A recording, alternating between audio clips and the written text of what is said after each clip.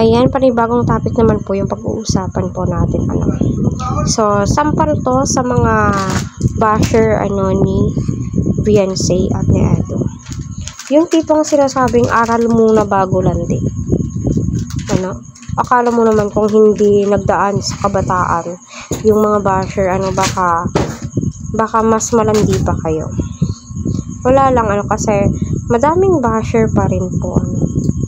Yung akala mo linis na linis sa sarili. Pero yung sarili nilang roomie ay hindi nila malinisan, 'di ba? Yung tipong ganoon, 'di ba?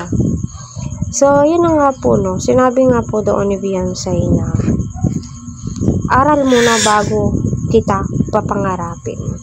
So, pumasok sa loob ko, sa kaisipan ko, wow, ang galing ni Beyonce. So, mapapasana all ka, diba? Kasi nga, totoo naman, aral muna, bago, okay naman, para sa akin na, tawag nito, inspiration, kasi si Eds, di naman siya nag-take advantage, at hindi naman po siya bastos na tao. Respetado po si Kalingap Edo, at alam niya kung hanggang saan po yung boundaries po niya. Yung pag-care po niya kay Beyonce ay legit na legit. Masasabi mo po talagang kay sarap po lang pagmasdan at naway magkatuluyan sila. Diba? Yun po yung mga dinadalangin po natin as supporters ng EDSI. So, para sa akin, malaking puntos po tong sinabi ni Beyonce sa vlog. Diba? Yung tour po nila. Yung pinag-tour ni Beyonce si Eds, diba?